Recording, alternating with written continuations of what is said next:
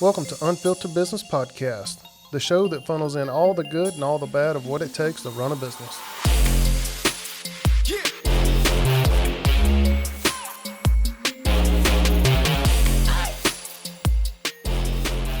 Welcome back to the Unfiltered Business Podcast. I'm your host, Corey Faulkner, and today we got a good show for you. Today we got my good friend, Bob Rosato, owner of two locations of YourPie franchise. That's right. One in LaGrange and one in Peachtree City. That's right. How you doing, Bob? I'm doing great. Yeah. Doing great. Yeah, I'm glad to have you on the show, man. We discussed this a few times Sure. since we got started, and I always wanted to have you on this type of show to kind of dive deep into your journey, which is very interesting. It's unique. It's unique. It's a long story, so I'm excited to hear exactly how you went from where you were at Sure. to a YourPie franchise owner. I won't spoil the news, but at one time, which you still are, one of the top-rated sports photographers in the world. Well, I let other people say that. I try to stay keep my anonymity to some extent, really, because now it's really about the staff and the folks at our restaurants, and my time in that field is passed by now, so it's on to other things. Yeah. So let's just dive in. Go back in history of where you started in the very beginning. I mean, before you was even a photographer, you was a police officer. That's right. Yeah. So that was in Hollywood, Florida, from 1980 to 86, and I spent 6 great years there. I thought I was going to be there forever, but I had a childhood hobby that kept kind of poking me and prodding me, and it caused me to, finally make a change when I left in 1986 and pursued a career in sports media. Mm-hmm. Yeah, which took you a long ways. I mean, you traveled all over the world, covered a lot of things. Absolutely. You got what, is it 85, 86? Somewhere front in the cover, mid-80s. front cover Sports Illustrated magazines. That's right. I tell you, I was not surprised, but very intrigued when I first heard that. I'm like, Bob's got that many? I didn't even know he was a photographer at the time. Yeah. But I mean, me and you connected, I don't know what, 4 or 5 years ago at a chamber event. That's right. Yeah, and then we just kind of reached out to each other and started working from there with each other on certain projects as in video and stuff. But like you said, as a childhood interest, I guess. That's right. It's the same for me. Back when I first started in the business was video production. Mm-hmm. But I've always been very intrigued and interested on photography, videography, and stuff. Even growing up as a kid, Sure. I guess I kind of get that little bit of passion from my Grammy. Yeah. She loves taking pictures. Yeah. When we go to family events, I don't ever take pictures anymore, and it's like my mom passed, Right. about a month ago. Looking back on my phone, I had like one photo of me and my mom. That's because I always relied on my Grammy to take the pictures. That's right. Yeah. So it just kind of trickles on from there. But yeah, let's just dive into where you were at. You went from being a police officer to photography. Yeah, so I kind of did that on a freelance basis at first, and I just remember one day going to my dad and saying, "Hey, Dad, I'm gonna leave the police department and pursue this sports photography career." And I just remember him saying, "Are you out of your mind?" He goes, "You've got to. I mean, you're in a great position." And he goes, and that generation certainly would never understand that kind of a leap of faith, so to speak. So to make a long story short, I became a staff photographer at Sports Illustrated right at the beginning of 1998, and I stayed there as a staffer until I believe it was 2011. And I left there because I had started a company that had been acquired by the Gannett Company, which was the parent company to USA Today, and that was kind of the reason that I left. But there were changes in the media landscape. We were talking about earlier, away from the podcast, and how things were changing rapidly back in 2008 when the advertising and had the mortgage meltdown and all those things were really affecting companies really in virtually everywhere. Maybe one of the worst times that we'd seen in our lifetime.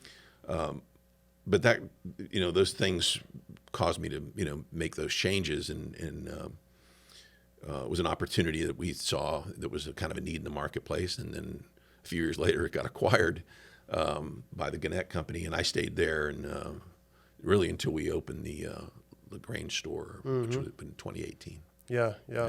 How scary was that leap of faith and that jump going from basically freelancing out onto opening up a business? It's pretty scary. It is. I mean, no risk, no reward. I mean, there has to be a calculated risk in there.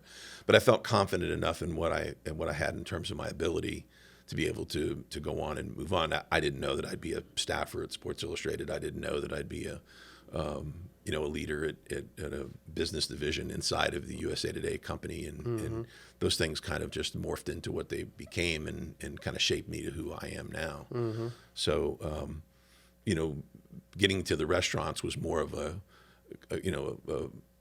revenue stream for retirement, because that's what my thinking was at some point, to have not just live on Social Security, but to, have a revenue stream that I could have for, years to come. I never knew that it would lead to where it is. So. Sure. But, I mean, a lot of people, especially starting a business, one thing they don't think about is support system. Who you surround yourself with. Support system either within your family, if you're married, your wife, or your spouse. And so I'm sure, what was that support system like for you? Yeah, that's a great question, because even going back to being essentially a world traveling sports photographer with little children at the time, without a support system that's rock solid, and my wife is the centerpiece of that, that would have never happened. And it's the same thing with taking a leap of faith and investing basically your entire, retirement savings into businesses that you hope will, again, create that revenue stream for you as you age. Requires a buy-in from your family and your children and your spouse or your partner, whatever the case might be. But it's also a matter of surrounding yourself with great people, other great people that you can mentor from. And I've had the privilege of being able to do that throughout my business career, certainly in the years that I was in the sports media industry, which is 35 years. Sure. Yeah, I mean, you've got to have a good support system. It's like, when I left Caterpillar, at the time I traveled so much. And one year when I finally got out of the outdoor space completely, for the most part, is when I had left home in September. I really didn't come home for good until about the end of January that following year. And I was on the road like you wouldn't believe, which, I mean, you traveled all over the world, so when you was in media. But when I came back, me and my wife been together since I was 12 years old. Right. I felt like I'd been on deployment. I didn't even know her when I got back. It's true. And it was very, very strange. But at the same time, my wife, she's phenomenal. I love her to death. She was my rock. Yeah. Our kids were, 15, 16, 17, 18 years old at the time. And if I didn't have her at the house, I don't know what more I'd have done. Yeah, without a doubt. I think it's the cornerstone of really being able to be nimble enough to go out and execute not only what you think, you could call it a dream if you want, because it's all a dream until it actually becomes reality. But to be able to go and execute at the level that I think you need to, without that, is very difficult. Yeah, it is. It is. And I tell people all the time, I've said it last week and several times, man, if it wasn't for my wife, I'd have jumped off the cliff a long time. We both would. Oh, yeah. No doubt. That's a part of running business, like Yeah. we was talking about earlier, is, most people that don't have a business but want to start a business, they think it's always greener pastures on the other side. Well, most of the time, 90% of the time, you want to jump back on the other side of the fence where you was at before. It's Sure, because like, reality slaps you right in the face. Oh, and yeah. You experience things that you didn't even see coming. That's right. But Yeah. the rewards are great, and it's that confidence and that self-reward. It's like, man, we grew from where we were at to where we're at now, and this is where we're going. You'll always make mistakes. You'll always have challenges, but it's how you overcome those and what you learn from them is, how you get to where you need to go. Well, that's the learning curve. Exactly. Yep. If you're just sailing along at a high level, you're missing a lot. Because when you do have challenging times, you may not know how to address it or fix it or even process it. That's right. Yeah. So that kind of takes us into, you from where you were at going into a franchise, and having a franchise is a lot different than having just a private restaurant or whatever of your own. It is your own, but at the same time, you've got a lot of stipulations or requirements, mandates, and everything else from the higher ups in the franchise world. So what are those? How did you start within YourPie and the franchising? And the whole process? What did that even look like? Well, yeah, I had to identify that first, right? Because we had looked at franchising for 4 or 5 years before we ever pulled the trigger on anything. So I had looked at everything from, being a Chick-fil-A operator to indoor go-kart racing, to all different types of concepts. But I had a affinity really for the restaurant side of things. And again, to make a long story kind of short, we discovered YourPie being a young franchise. It at the time did not require my full-time attention to get off and running, although that's kind of a misnomer when in the grand scheme of things, because you really needs your full-time attention. Any business does. But it was, at least in terms of getting involved, it was more attractive to me. And of course, it was pizza, and an Italian guy like me with pizza, with a mother that made her own pizza from scratch. Those two things just kind of went hand in hand for me. So it was pretty easy once I did my research on YourPie. But really, it was really, do you have the assets? Do you have the liquidity? Do you have the things that are going to be required of you to be a franchise? And of course, franchising versus owning your own business or bringing something up, the concepts are already in place. The menus are already in place. There's things that were attractive to me that I didn't need to spend the time doing in a point in my life where I didn't really have the time to do that, if that makes sense. Sure. So franchising made more sense to me at that particular time than it would be to go and develop something from the ground up. Yeah. No, that's important. And going back to your statement just a few moments ago about starting that not requiring 100% of your time. Man, I've seen and heard so many times, especially individuals that want to start a business that's a brick and mortar. That's right. I can guarantee if it's a brick and mortar, you're going to be there 100% of the time. And if you're you not, can count on it. It's very likely it will fail. That's right. And I've seen it so many times. Unfortunately, there's businesses around town that have started, and then they open up at 11, they close at 5, 4 days out of the week or 3 days out of the week. Next thing you know, they're gone. In the brick and mortar business, especially e-commerce or not e-commerce, but as in retail overall, you got to be there 100%. Oh, I mean, 100%. When we opened LaGrange, Corey, I don't know if you remember this story or not, but I lived at the La Quinta by the interstate there for 6 months. I lived in Dignesh's hotel over there. Yeah. If you remember that, because I had to be there virtually every day, open and close, and still doing work at USA Today at that time. Sure. That was a tough 6 or 8 months for us. Yeah, because you didn't leave USA Today until what year? It was about it was about a year after that. Yeah, after you had started. That's right. With your pie. That's so right. that was, you got double whammy. I was 2 jobs at traveling and once. still doing my work. So it was, but I needed to be as present as possible. And I think that anyone, like you said, the key thing is if you've got a brick and mortar, you're going to be there, and it needs you, because the success and failure rate is staggering for folks that are not engaged. That's right. I mean, it's just like, you're growing your baby, you're molding it, and how do you want it to be? But at the same time, with brick and mortar, you're dealing with the general public. That's right. All it takes is one split second for something to turn around the wrong way, and you're not there to fix it. Oh, it could crush you. Well, and the organization itself, because you're also building and we'll talk about this, I'm sure, we're building a culture, and that culture is not something that you don't go and you just, drop it in place and it's installed and it runs itself. That's an ongoing thing that never ends. And it starts with the person at the top. Sure. Yeah. So as in the restaurant industry overall, there's a tremendous amount of struggles and things that take place that the general public don't see from day to day. Absolutely.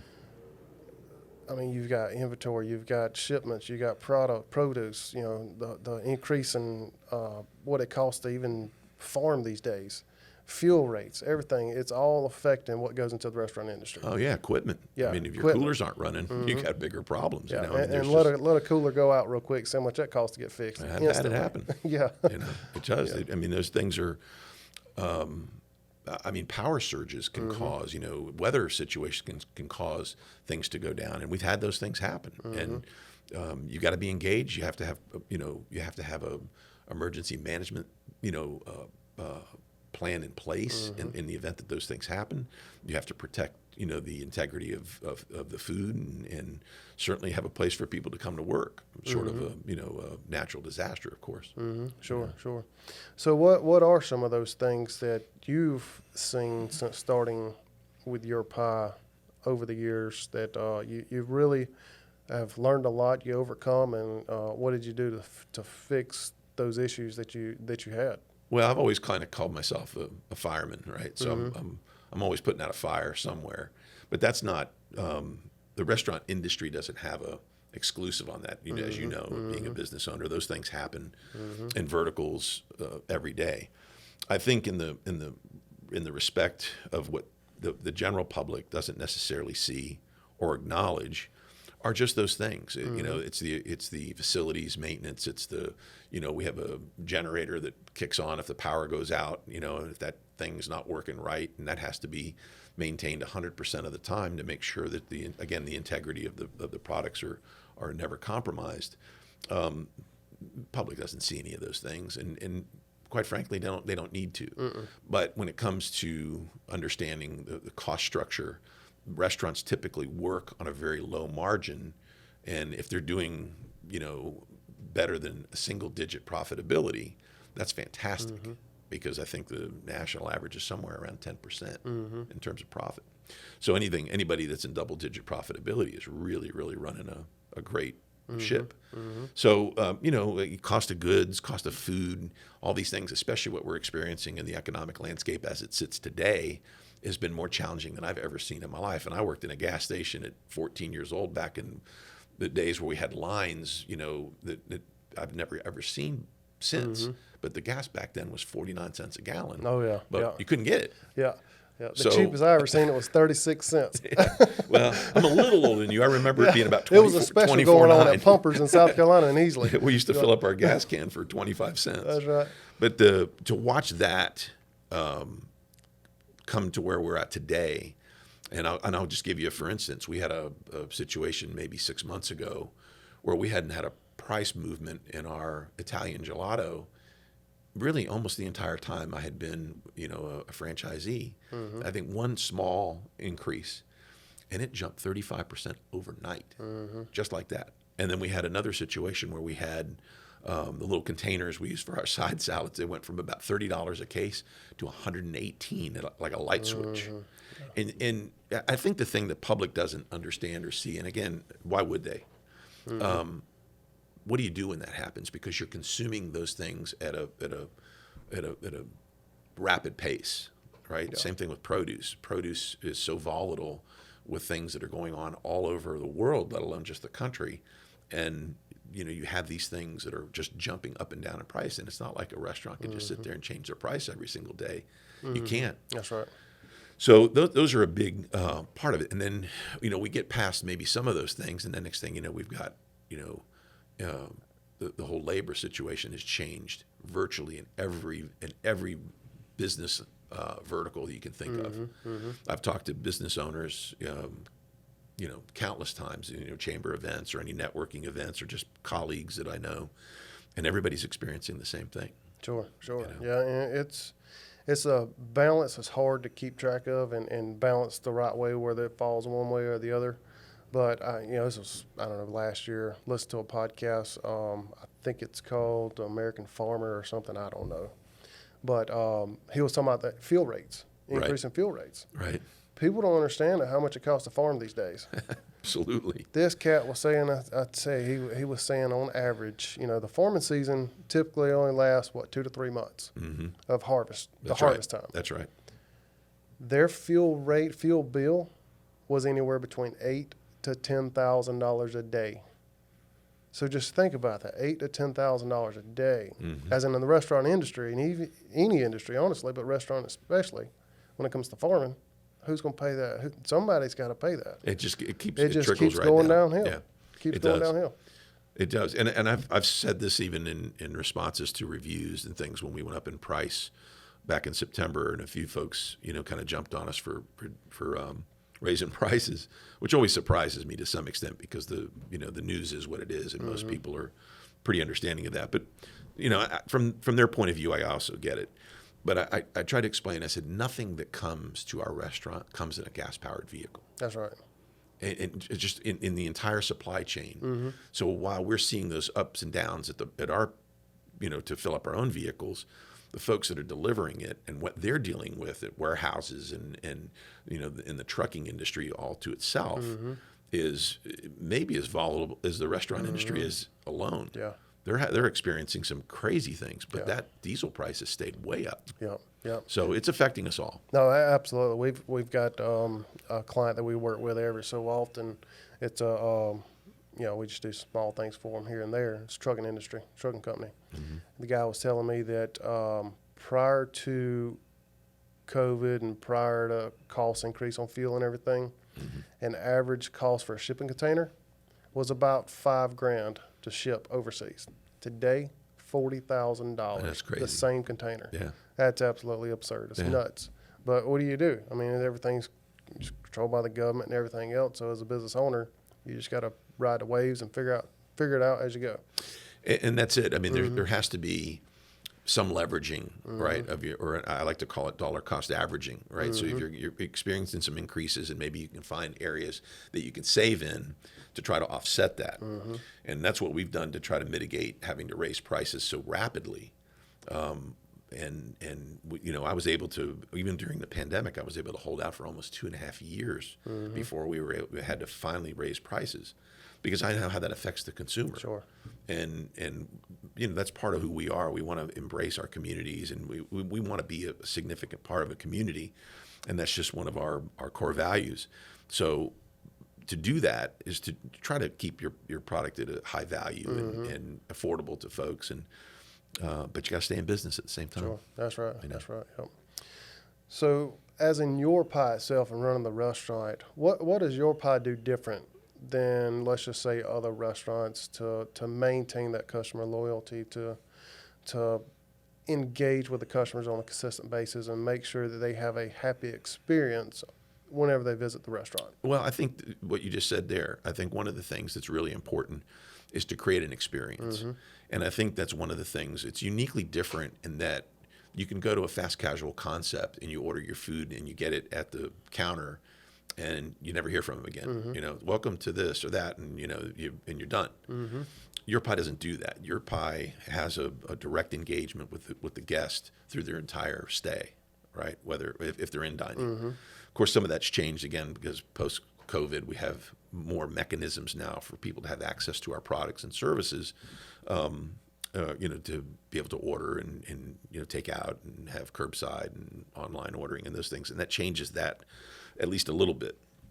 But I think the main thing is to create a value proposition for the guest. And I think that's a differentiator for us in the single price model, certainly for our medium size product, and allows folks, with a hearty appetite or with a light appetite to be able to get what they want without having to, really modify that to what the restaurant does. And I think that that's a great value proposition for a guest. Yeah, no, it absolutely is. And, for us being a marketing company, one thing that we always tell clients, one of the number one things you always have to keep control of and maintain and make sure you're doing a great job at is customer reviews.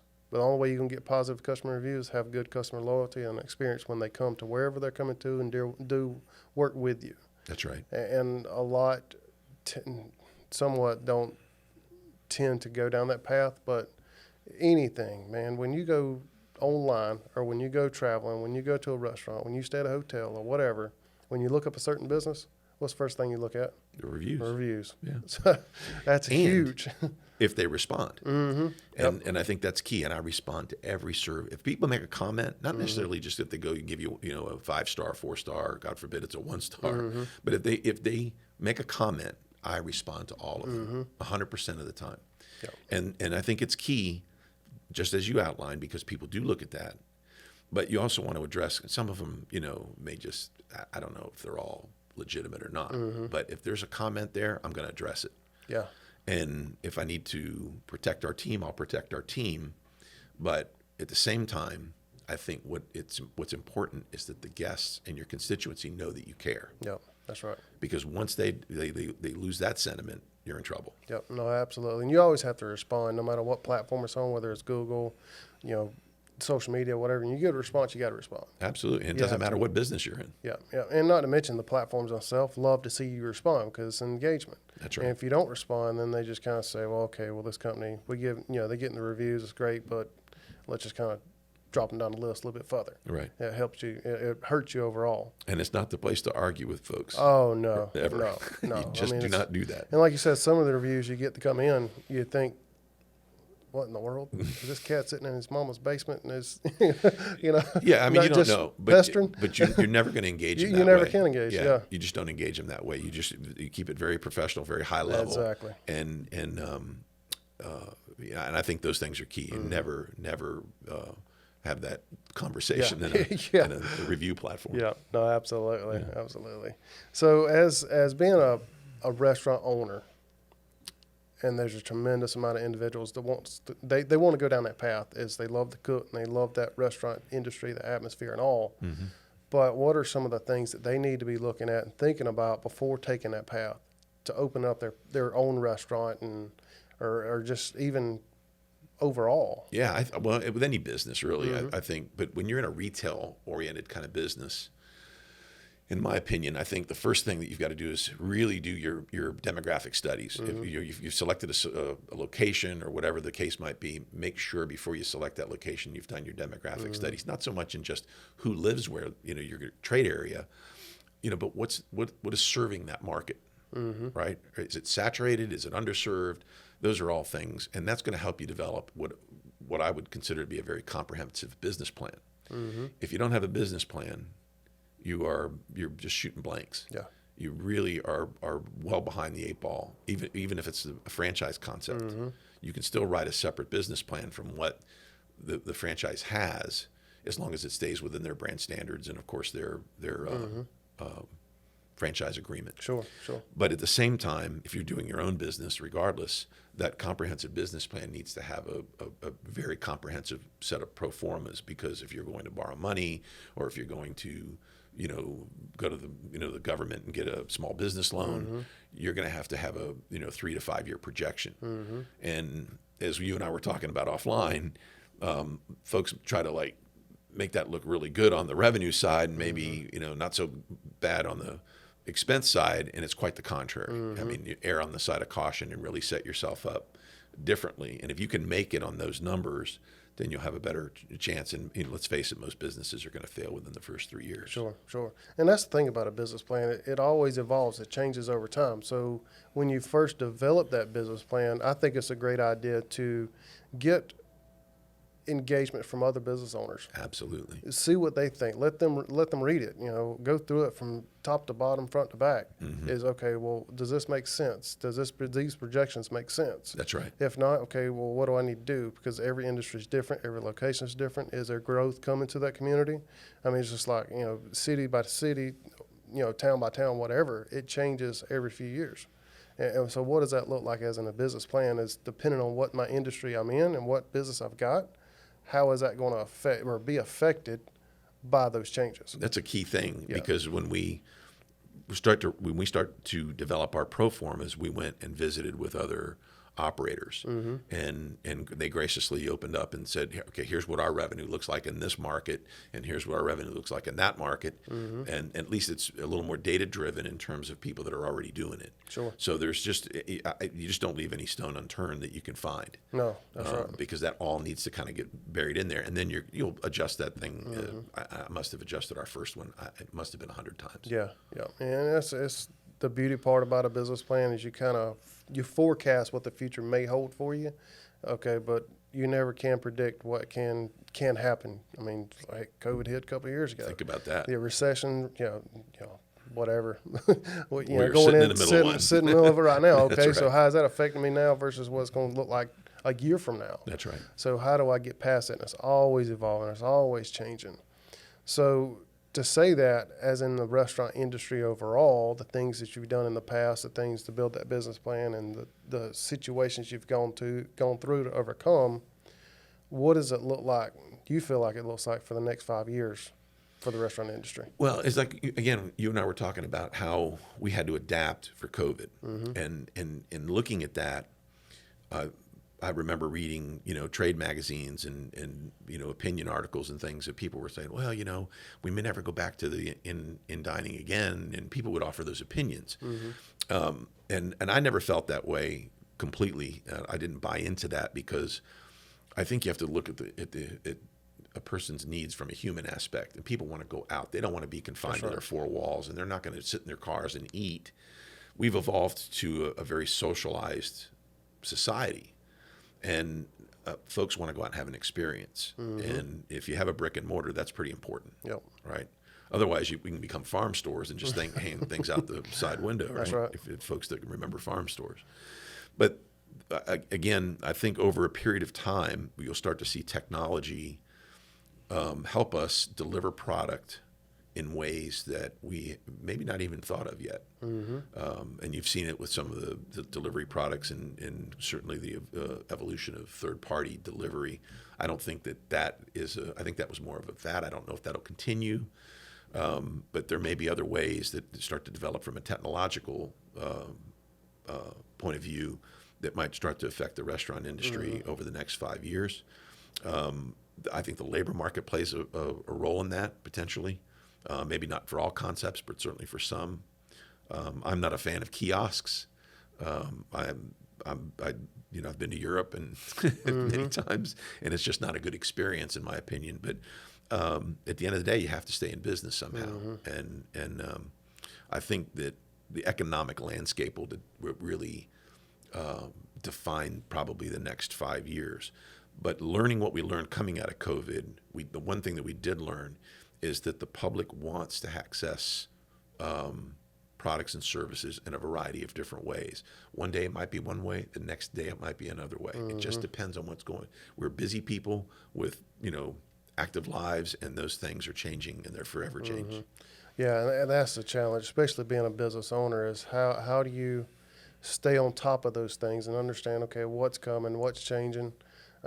For us in marketing, it changes rapidly. Right. Digital changes, in a fraction of a second. Right. Right now you got AIs, you got all these artificial intelligent things and softwares coming up that people can literally do things in an instant. And so how do we get past that? And how do people interact today the way they're going to interact tomorrow? What platforms and what situations, what do you do? It's, you almost got to have this guy sitting in the corner, and that's all he does, and a lot of companies do. That's right. all he does is sit there and understand, okay, well, this person's acting this way, and tomorrow they're probably going to act this way depending on what we tell them. That's right. So. No, and I talk about it all the time with my managers. Our goal is to stay relevant. Yep. And it's as simple as that. Stay relevant and make sure that we are executing at the highest level that we can, making everyone's experience from the minute they drive into the parking lot to the minute they drive out of the parking lot, that's their experience. So if we can stay relevant, I think we have a chance of being here long term. But the minute you become irrelevant, it's pretty much over. Yeah, absolutely, 100% agree with that. Yeah. So what can we expect from you and YourPie next? Well, again, I think if learning again what we've learned out of COVID and staying relevant, I think you'll probably start to see us be more involved in social media platforms, really showcasing our products and services more directly to the consumer in those platforms. I think those things resonate, and whether that'll be a long term, whether it'll be 5 years or 3 years or 5 months, no one knows. But I think, again, it's just part of the element of staying relevant, where that's probably going to be our next thing. And then, of course, re-engaging with the communities. Right now that folks are being more comfortable, we're starting to see the dine-in numbers come way back up. Our numbers are our LaGrange store really recovered from, the really, really anemic 2 years pretty quick. And we're obviously pleased with that. But I think it's really, again, staying engaged with the communities. We embraced LaGrange, and LaGrange has embraced us, and I don't ever want that to stop. And I think it's really, important we continue to do that, and not only for my 2 stores, but our whole system. Yeah, and that's very important. And a lot of companies, I would say they put a tremendous amount of focus on sales through social platforms. Depending on what industry and what kind of company you do have, that's great. But overall, social media is a branding aspect to engage with your audience. How you do that one way or another depends on whatever marketing strategy you've got going forward with. But social media is long term, just like with search engine optimization. It's long term. Just like with a website, it's long term. Is you've got to always go into it thinking, this is going to be here for whoever knows how long, but as long as I can be in this business, it'll always be there. But how do I build my brand on that platform? And so that's great that you all are going to incorporate more social media stuff, not necessarily going after the fact, okay, well, I'm going to get sales directly from this platform, but it's building my brand through this platform. And I think that's key. And it can't, because not everything's going to be successful. But I think the consistency and staying with it long term helps you build that brand. And you think, well, we've been around 7 years in Peachtree City and 5 years in LaGrange. We've already built our brand. That's anything but true. That's right. It is a continuous process. It's the same thing with building your culture and your organization. You just didn't drop it in there. That is a thing that is going to remain for as long as you're leading in that business. You have to continually build that culture. Because you have people in and out the door constantly. And in today's world, especially how fast social media moves and how people connect with other people, I mean, the power of a cell phone, everybody's got one these days, a lot different than a flip phone. And when we had just dial up, That's right. no longer that case. So the way people figure out whether you're legit and trustworthy is, number one, they either go to Google, Bing, or whatever to pull you up on a search. If you're there, next thing they go to, social media. Well, okay, they got these two platforms. They're probably doing pretty good. But how I can see and understand what they do behind the scenes, most time is through social media. This is how these people, this company, or whoever's engaging with their audience. Okay, now I can start to trust what they do, on top of also the Google reviews and everything else. No doubt. So it's always evolving. That's always an important factor, part of your strategy, is to stay on those social platforms, but always stay engaged and always be consistent. It's about relevance, consistency, and just making sure that you're there to build that loyal following. I mean, you may have some channels could have millions of followers. I said it last week. Probably 2% of those million are loyal followers. But those 2% probably buying from you all the time. That's right. And the higher those numbers, the 2% becomes even more relevant. That's so right. I think that is let's face it, Corey, it's one of the reasons you and I are sitting here today is because we engaged in that from the first day that we met. And I have phenomenal respect for what you've done in your business and parlaying those two things together to work together and create a partnership that's not only helping our business and your business, that is a key relationship, and relationship building is also part of all of these things that we've talked about here today. Yeah, no, I absolutely, 100%. Yeah, I'm huge on relationships. Me, I've always been that I normally will not do business with you unless I meet you face to face. Sure. That's just who I am. I'm old school, and I want to make sure that relationship's going to work and pan out before we go down that path that probably it may not work at all, just because up front it just wasn't there. Sure. We didn't connect. Yeah. So relationships. And sometimes that's going to happen. Yeah, sometimes it's going to happen, especially the bigger you get as a business. You can't meet every single one of your customers. It's just impossible. So, but you have those team members in place that can be that person for you, and just kind of a clone of you, of making sure that your business and stays running smoothly and connects with your customers and whoever else. So we're getting pretty close to almost out of time for the most part. But what books have you read in the past that could really help? That's a great question. Help the business owner or the entrepreneur. I love reading books. I read all the time. And it's just, I used to not read. If it didn't have pictures, I probably didn't read it. But about 6 years ago, I started reading heavily and really started diving into entrepreneur and business books and all, especially, for owning their own business. You always got to lean on those ones that have done it in the past and still doing it and dominating today and learn from what they're doing. That's right. So what kind of books have you read that could really help? I'll tell you why this is a great question, because one of the great things, and I'll try and be brief because I know the clock's ticking. when I went from managing people at USA Today to owning a restaurant, the biggest change for me, even though management was very, similar and the common denominators are similar, it's different to manage a younger workforce on hourly wages versus someone on salary who's making, even close to six figures, right? And those dynamics are different. And of course, managing with inside of a corporation versus a small business, those dynamics were very different for me. And I had to learn and figure that out myself. You and I were at a chamber event. I don't know if you were at this particular one, but there was a person that came in that talked about a book called The Five Dysfunctions of a Team. And the book was written by Patrick Lencioni. And I had read that book after that chamber event, and it was specific to helping me really understand the difference from the team that I had at USA Today versus trying to build these teams in the restaurant. But one of the things you heard me talk about today a couple of times was culture. And the one book and this book just got released, and it's written by Mark Miller, who was the vice president of high performance leadership at Chick-fil-A. And it's called Culture Rules. And I have dove right into this book, and because I am a big believer in culture and the evolution of that culture for us has continually evolved over the years. And this book is really, I think everybody that has an organization should read this. Sure, it's outstanding, and I'm only about halfway through it. Yeah. Oh, that's good. That's good. Yeah. So we always at the end give a 2-minute shout out to our guest. Who would you like to give a 2-minute shout out to that really has impacted your life and led you down the path you're on, and to who Bob is today? Well, there's a lot of people.